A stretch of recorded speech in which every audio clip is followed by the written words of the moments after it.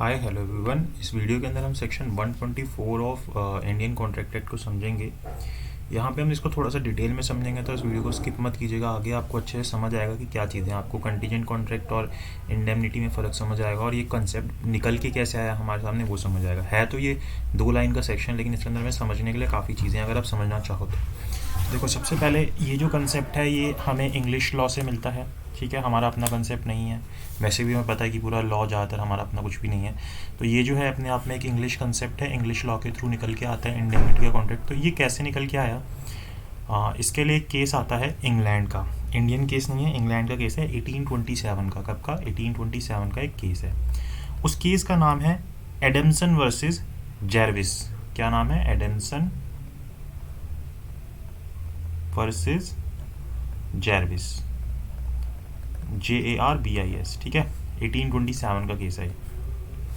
इसके अंदर क्या हुआ था, मतलब जब ये वाला केस हुआ था तो जो प्लेंटिफ था ना वो एक ऑक्शनर था। उसने क्या किया, उसने कुछ कैटल थी वो उसने डिफेंडेंट के इंस्ट्रक्शन के ऊपर बेच दी। जैसे मान लो, मैं आपको एग्जांपल से समझाता हूँ। इसके अंदर ए है वो प्लेंटिफ है और बी है वो डिफेंडेंट है।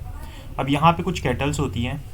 ये क्या करता है, जो प्लेंटिफ है इसके कहने पे, जो डिफेंडेंट है इसके कहने पे ये कैटल्स आगे बेच देता है, ऑक्शन कर देता है, इनको ऑक्शन करके बेच देता है।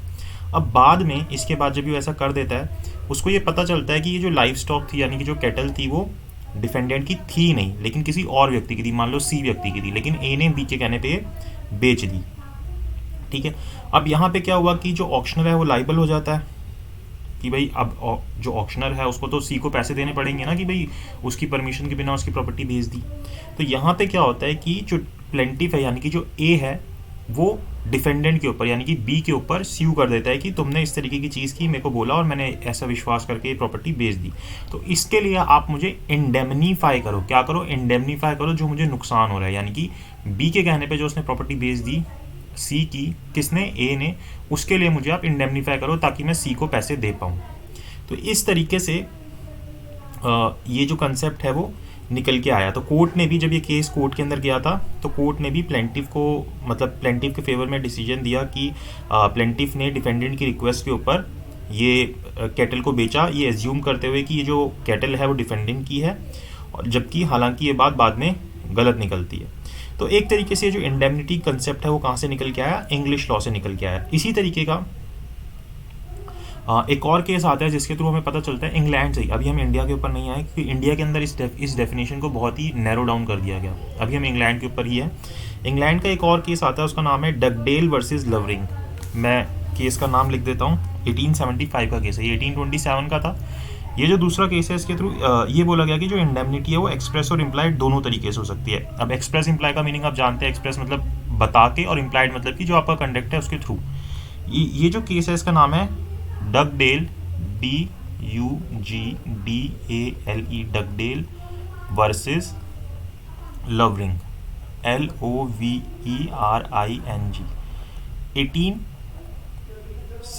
1875 का केस है, 1875 का केस है। इसके अंदर क्या हेल्ड हुआ कि मैंने आपको ये बात बताई, बेसिकली यही हेल्ड हुआ कि आप जो इंडेमनिटी है वो कैसे कर सकते हो, एक्सप्रेस भी कर सकते हो, इम्प्लॉयड भी कर सकते हो। इस केस में होता क्या है, प्लेंटिफ जो है ना वो एक सर्टेन ट्रक्स के पोजीशन के अंदर होता है, उसके पास कुछ ट्रक्स का पोजीशन होता है। इन ट्रक्स को डिफेंडेंट और केपी कंपनी करके कंपनी होती है, वो दोनों के दोनों क्लेम करते हैं। यानी कि मान लो एक व्यक्ति है, उसके पोजीशन में कुछ ट्रक हैं, ठीक है। तो बी जो है वो डिफेंडेंट है यहाँ पे, और एक तीसरा व्यक्ति है जिसका नाम है केपी कंपनी। ये दोनों ही क्या करते हैं, क्लेम करते हैं इस ट्रक का कि ये ट्रक हमें दे दिया जाए। अब ए जो है इसको भेजता है बी को, यानी कि जो डिफेंडेंट है, कि आप मुझे इंडेमनिटी बॉन्ड दे दीजिए, लेकिन बी से इसको कोई रिप्लाई नहीं मिलता।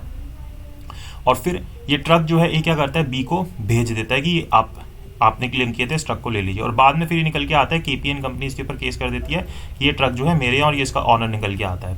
तो यहाँ पे अब क्या किया गया, अब यहाँ पे इसने एक्सप्रेसली, तो बी ने ए को बोला नहीं था कि मैं आपको इंडेमनीफाई कर दूंगा, लेकिन ए की क्या इंटेंशन थी कि ए ने तो इसको भेजा था ना कि आप मुझे इंडेमनिटी बॉन्ड भेजो। तो यहाँ पे कोर्ट ने हेल्ड किया कि ये एक तरीके का इम्प्लाइड इंडेमनिटी यहाँ पे हुई है। बी को अब यहाँ पे ए को इंडेमनीफाई करना पड़ेगा, जो भी उसको खर्चा, मतलब जो भी उसको एक्सपेंसेस, लॉसेस जो है, जब केपीएन कंपनी को ए पे करेगा तो जो भी ए को लॉसेस होंगे वो बी को ए को देने पड़ेंगे। तो इस केस के अंदर ये हेल्ड हुआ कि जो हमारा इंडेमनिटी है वो एक्सप्रेस भी हो सकता है, इम्प्लाई भी हो सकता है। ये सब कहाँ का चल रहा है? इंग्लैंड का चल रहा है, इंडिया की बात नहीं है ये, ठीक है। इंडिया के अंदर ये चीज़ नहीं थी या नहीं है, आप ये भी कह सकते हो। तो जो इंग्लैंड की डेफिनेशन है ना बहुत ही वाइड है।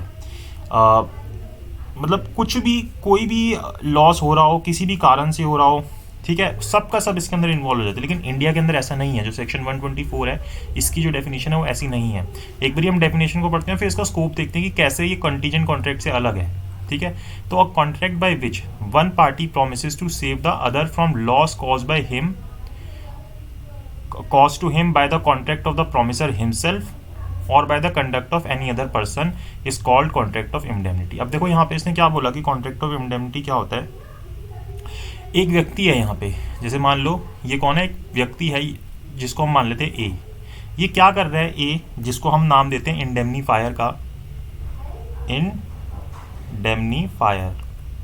ये इंडेमनीफायर क्या कर रहा है, इंडेमनिटी दे रहा है, मतलब कि प्रोटेक्शन दे रहा है एक दूसरे व्यक्ति को, बी को। ये जो व्यक्ति है ये प्रोटेक्शन दे रहा है एक दूसरे व्यक्ति को, जिसको प्रोटेक्शन मिल रही है उसको हम क्या बोल रहे हैं, इंडेमनिटी होल्डर बोल रहे हैं, इंडेमनिटी होल्डर बोल रहे हैं। इंडेमनिटी होल्डर भी बोल सकते हो, इंडेमनीफाइड भी बोल सकते हो, दोनों में से कुछ भी बोल सकते हो। तो यहाँ पे ये जो है इसको प्रोटेक्शन दे रहा है, किस चीज़ के लिए प्रोटेक्शन दे रहा है, ये बोल रहा है कि अगर तेरे को कोई भी लॉस होता है, ए बोल रहा है बी को, यानी कि इंडेमनीफायर इंडेमनिटी होल्डर को बोल रहा है, अगर तेरे को कोई भी लॉस होता है, कैसे, या तो मेरे किसी एक्ट के कारण, यानी कि ए के किसी एक्ट के कारण अगर बी को लॉस होता है तो उसके लिए मैं तेरे को जो भी लॉस होगा वो तेरा पूरा कर दूंगा, या फिर किसी तीसरे व्यक्ति के कारण, सी डी ई कोई भी हो सकता है, किसी तीसरे व्यक्ति के कारण अगर तेरे को कोई लॉस होता है तो वो भी मैं पूरा कर दूंगा। तो इस चीज़ की ये इसको क्या देता है, एक तरीके से बोलता है कि मैं तेरे को इंडेमनीफाई कर दूंगा। यहाँ पे ये इसको ये बोल रहा है। अब देखो इस चीज़ से ये जो डेफिनेशन है नैरो कैसे होगी, हमें क्या समझ आ रहा है, जो इंग्लिश लॉ है उसके अंदर सभी तरीके के लॉसेज यहाँ पे इंक्लूड हो रहे हैं, चाहे वो किसी भी चीज़ से हो रहे हो, चाहे वो तीसरे एक्ट के अलावा भी किसी, मतलब तीसरे व्यक्ति के एक्ट के अलावा या इंडेमनीफायर के एक्ट के अलावा भी किसी और एक्ट से भी हो रहे होंगे, तब भी ए को बी को इंडेमनीफाई करना पड़ेगा। लेकिन इंडिया में ऐसा नहीं है। इंडिया में सिर्फ ए के एक्ट के कारण या मतलब तीसरे व्यक्ति के एक्ट के कारण अगर बी को कोई लॉस हो रहा है तो उसको ए जो है उसकी भरपाई करेगा। जैसे कि अगर मान लो कि बी को अगर कोई लॉस होता है फायर के कारण, जैसे उसकी प्रॉपर्टी पे कोई आग लग गई, तो फिर ए यहाँ पे उसको इंडेमनीफाई नहीं करेगा। क्यों?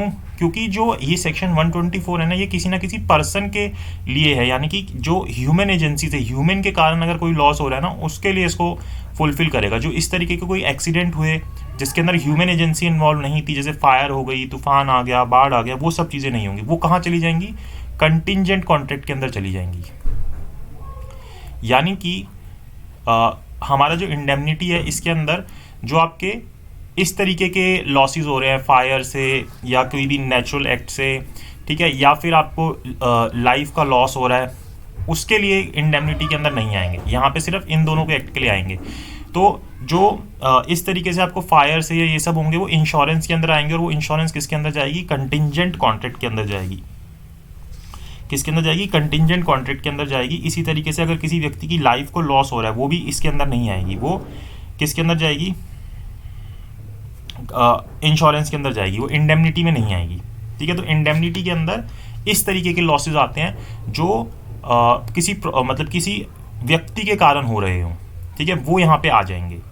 अब जो मैंने आपको ये वाली सिचुएशन बताई थी एडमसन वर्सेस जॉरिस वाली केस की, जर्विस वाले केस की, जो इंग्लैंड का था, जो कि 1827 का केस था। अब ये वाली सिचुएशन जो है वो भी सेक्शन 124 में कवर नहीं है, जहाँ पे कैटल वाली मैंने आपको एग्जांपल दिया था।